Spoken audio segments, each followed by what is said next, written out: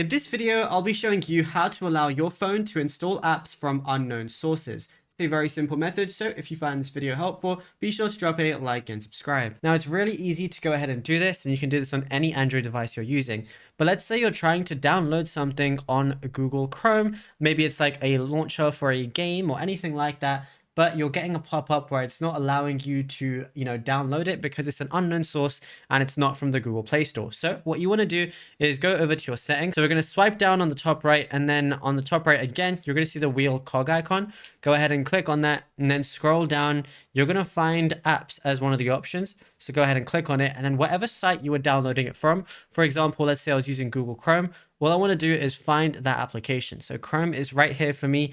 And then all I want to go ahead and do is scroll down, and you're going to see install unknown apps. If your one is on like disabled like this, all you want to do is allow it like this, and then you'll be good to go. Now, if you found this video helpful, be sure to drop a like and subscribe. And also be sure to check out all our other tutorials that we've been posting on the channel as well.